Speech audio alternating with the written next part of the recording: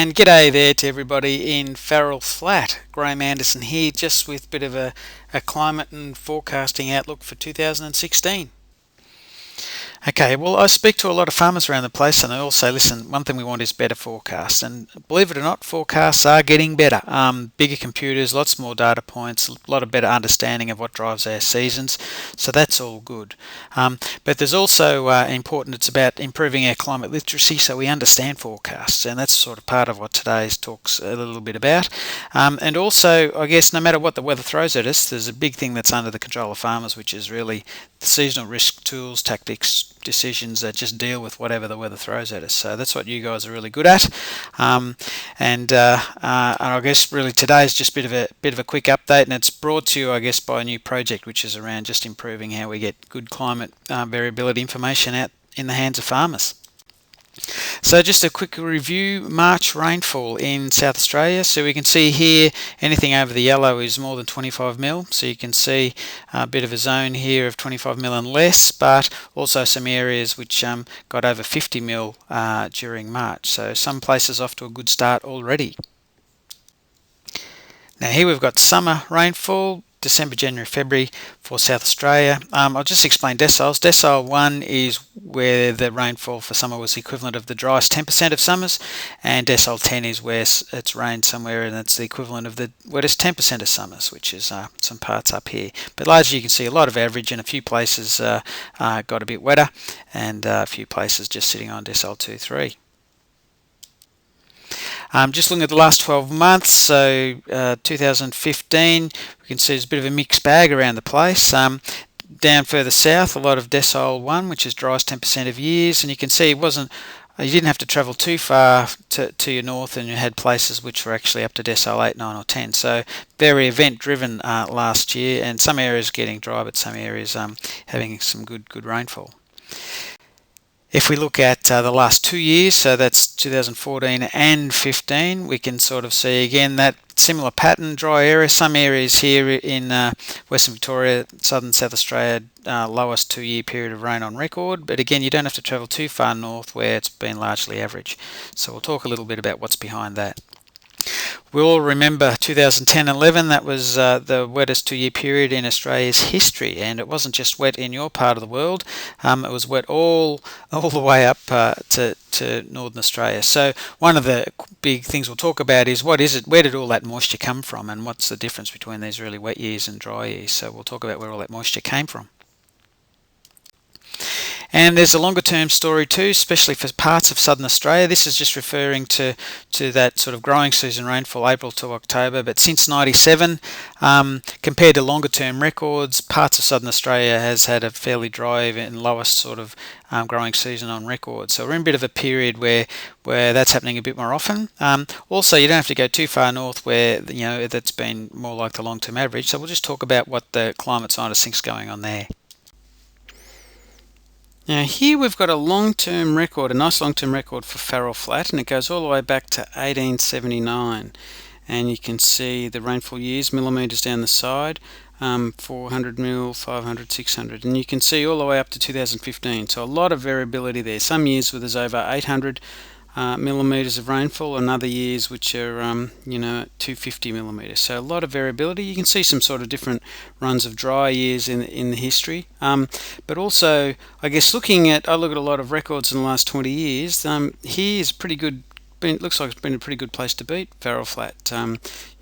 No sort of strong trends there either way.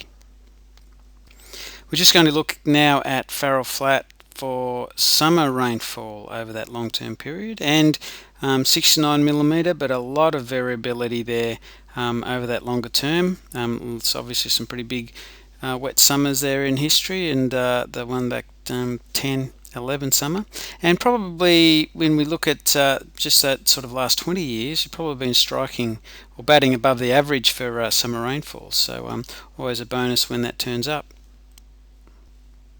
And autumn, here we've got autumn for Farrell Flat. So again, a lot of variability, average 100 mil for autumn. The run of autumns there sort of post the 80s, which were pretty a bit drier than average, and some parts of southeast Australia have still had that trend continue, but really your last 10 years you've had just as many decent autumns as crook ones, so we'd take that every time too. And winter for Farrell Flat, let's see a lot of variability there, average 178, so pretty wet season there. But again, just looking at longer term trends, I just see sort of a bit of variability there from one year to the next, but no sort of strong trend there. A couple of dry winters there back that 06 and 07, but again a few wetter winters thrown in as well. And spring for Farrell Flat, let's see, lots of variability, 124mm the long-term average, a few dry runs there early in the record, and a wetter period there in the early 70s. And I guess looks like you've just come off the back of 4 pretty dry springs thrown together, so they've been misbehaving a bit. So fingers crossed that this year that rights itself. Now here's the 4 big drivers of our wetter or dry years. You can see here weather events circulating around southern Australia, the southern annular mode, lots of cold fronts there, and they're really important triggers for rainfall. But one of the things that's typical of wetter years is we get a much better flow of moisture out of these really warm oceans. We've got El Nino Southern Oscillation. Some years it sends us a lot more moisture, and they're La Nina years, and other years, the El Nino years, the moisture flow is broken down or it heads the other way. So that moisture is a really key part, that it not only is it the weather events we get, but also is there a good feed of moisture coming in for winter and spring rainfall. And the same with the Indian Ocean dipole. It can be really helpful some years for moisture flow, or other years it doesn't play ball. In drought like 2006, we had an El Nino in the Pacific, less moisture from here. The IOD was also in its dry phase, so there's just less moisture to make rain in those sort of winter-spring periods. In spring 2010, La Nina in the Pacific, plenty of moisture barreling in, and the IOD was also in its wetter phase. It had plenty of moisture as well, so in those years they're really wetter. So I guess part of seasonal forecasting is around understanding the preconditions for how these oceans are setting themselves. Now, just to show the effect of some of these oceans on moisture flow, we're just looking at a dry pattern here from September 2006. Now, what we're looking at is a sea surface temperature anomaly map. Now, these oceans along the equator are always a lot warmer than swimming down the south here, but this is an anomaly map. So it's just showing areas of ocean that are warmer or cooler than long-term record back at September 2006. And you can see here these sort of warmer colours, that's where an area of ocean might be 2 degrees warmer than its long-term average, and this blue colour is where an ocean's cooler than average. Now, here we've got back in spring 2006, dry year, we had the El Nino there in the Pacific. You see all the warmer water over there, but notice around northern Australia we've got a lot of cooler than long-term average water there, and in those years basically more of the moisture is happening where the warmest of those oceans are at the equator, so where the warmest water pops up. And so in those particular years there's just a bit less moisture that's feeding into our rainfall patterns down in southern Australia. Now what I want you to do is just have a quick look at this area to the north of Australia and watch as we look at say the wetter spring of 2010. See if you notice any difference. Well, there you go. That's you can just see the difference. Big La Nina there in October 2010. Cooler water over here, but really warm oceans over this side, which means plenty of moisture being generated by the warmer ocean feeding into our weather patterns. So that's just one of the things that's behind these, I guess, seasonal forecasts, and it's particularly important for our part of the world in that sort of late winter and into spring about how much moisture those oceans are sending our way. Now what we'll just look at is we'll look and see what's happened in your district in those previous El Nino and La Nina or Indian Ocean dipole events. And one thing to remember is that in normal long term, a third of the years are deciles 1 to 3, in the dry deciles, a third of the years are wetter in decile 8 to 10, or a third average. So we'll just look and see if there was any difference in these El Nino or IOD years. Now for Farrell Flat, when we look at El Nino years, it's winter and spring rainfall, there's less moisture from the Pacific, so that's a part of Australia that's a bit drier. And when we look at Farrell Flat and we look at August, October rainfall in those El Nino years, rather than a third of those years being dry, decile 1 to 3, it's a bit over half of those years were dry. So it does increase the chance of a drier spring when the El Nino's underway. But you can still see that 1 in 4 El Ninos, 25% of them were were wet, so that just means there's a source of moisture coming from somewhere else in those years, and that's most likely the Indian Ocean source. In La Nina years, when the Pacific's a bit more generous with its moisture flow, you can see there's a slight signal there, but not as strong as the El Nino years. But you can just see, rather than a third of those being wet, that's about 46%. So still a chance of a dry year in La Nina, but certainly there's a strong signal there in those El Nino years. And looking at Farrell Flat, when we go through the record and look at those IOD positive years, now IOD positive is when the ocean's set up and it's not being as helpful in the Indian Ocean dipole area, and this is a part of Australia which tends to be drier. And a bit of a signal there, rather than a third of those springs being decile 1 to 3, it's more than half of them. So it's basically the equivalent of sort of El Nino. There's still obviously a third of them were okay, so but it does increase the chance of a dry year. So that's probably worth knowing. When the IOD is in its negative phase and it's being more helpful for moisture, you can see quite a strong signal at Farrell Flat when we look at those 20 IOD years that it doubled the chance of a wet spring. So I guess that's all part of it. These are sort of oceans. If there's commentary from one year to the next, see how they set up and are they likely to be in a good mood or a bad mood this year. Now, seasonal forecasts, I had a farmer just say that really it's a bit like getting the minutes of the latest Reserve Bank board meeting, and I think that's a really good way to put it, that there's never any guarantee what actually happens, but if there's some background information or commentary on what those oceans to our north are up to, and whether they're in a more helpful mood for winter spring rainfall or a less helpful mood, it's probably just worth knowing about it so you can feed into your planning for the different spring finishes you might be getting in your part of the world. And one of the things too about seasonal forecast, autumn usually is a less predictable time of the year than it is in the winter and spring. These oceans are still setting themselves up at the minute, but once we get to sort of winter, we've got a better idea about whether the Pacific Ocean's going to zig towards wetter or drier phase, and the same for the Indian Ocean. And I'll make the analogy, it's a bit like AFL footy season. I've got friends who are very keen Richmond supporters, and in February, March, they're always very excited about where they're going to be at the end of the year, but there's nothing like just seeing how your team's form is travelling. Once you get to June, July, you've got an idea of whether your team's going to be top 4 or bottom 4. So it's a bit the same with the oceans, and that's why it's good to read that commentary as you go through the season. And we provide a bit of that commentary too. The break and the fast break newsletter, Dale Gray, our seasonal risk agronomist, does a great job of those, and I'll show you where you can keep track of some of that in terms of how these larger climate drivers are shaping up from one year to the next. And one of the things that are in the fast break, we've got a table here, and I'll just explain what this is. This has just been done for South Australia, and basically here along the top we've got a number of the different global seasonal forecast models. So we've got the European seasonal forecast model, the Bureau of Meteorology Australian model, the Japanese, a couple of USA ones, NASA, Japanese. All of those are a different outlook on seasonal forecast. Now these will run in March or May. This is actually the forecast month, so April, May, June, April, May, June, March, April, May. And this is where they're saying, well, what's happening out in the Pacific Ocean? So there's a number of oceans they're thinking for the next few months it's still a bit of an El Nino that's starting to cool off. The eastern part of the Indian Ocean, most of the models they're saying, well, that area of ocean up to the northwest of Australia being warmer, and their predictions for autumn rainfall for South Australia, well, you can see there's a number of them through there that have got a hint of slightly wetter in your part of the world. So fingers crossed that comes through. So it means there's a few things that are in our favour, a bit better than this time last year. Still no guarantee when the autumn break actually happens, but at least it's just saying some of the background conditions there are going to be helpful. Now this is just looking at that same table, but it's for the 3 to 6 months out, and that's these are those same models, but Dale's just crunched these looking at July, August, September and what they're thinking. So it's good to keep track of these from one month to the next.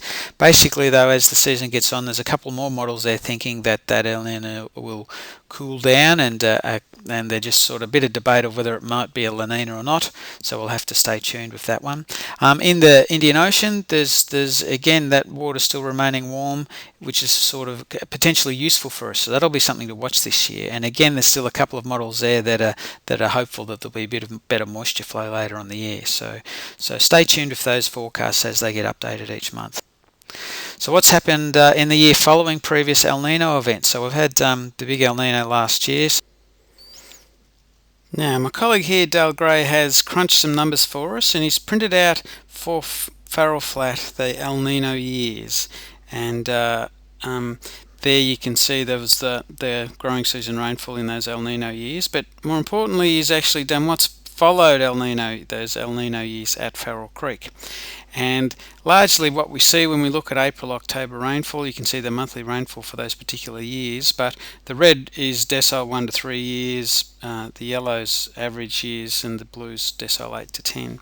But I guess, as is fairly typical in Southeast Australia, the following El Nino years, there can be a follow-up with the dry year, but there's a bit better odds for getting average or better. So fingers crossed that's what might play.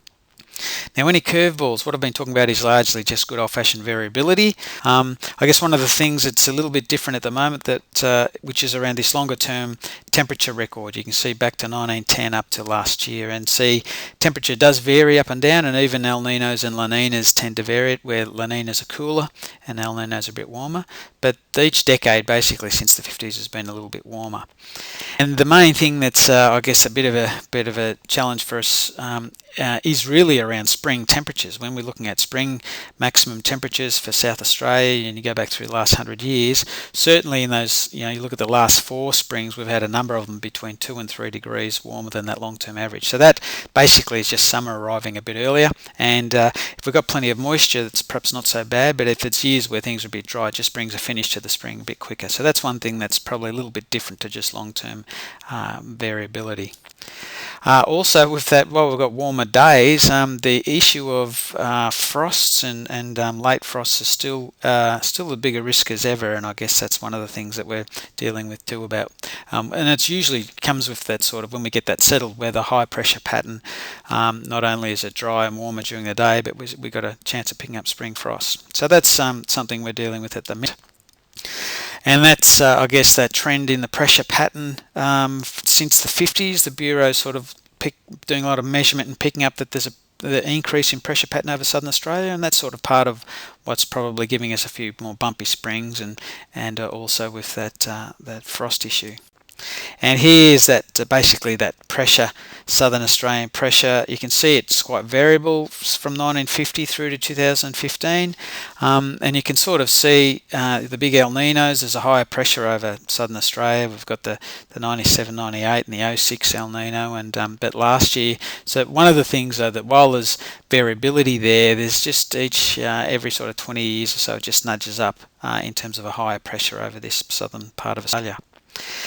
And I guess you might have seen this. This is just some recent sort of work on looking at rainfall zones and summer dominant rainfall versus uniform and winter dominant rainfall. So that's not a bad little paper there, just talking about how since 2000 basically some of our rainfall zones have shifted south compared to long-term average.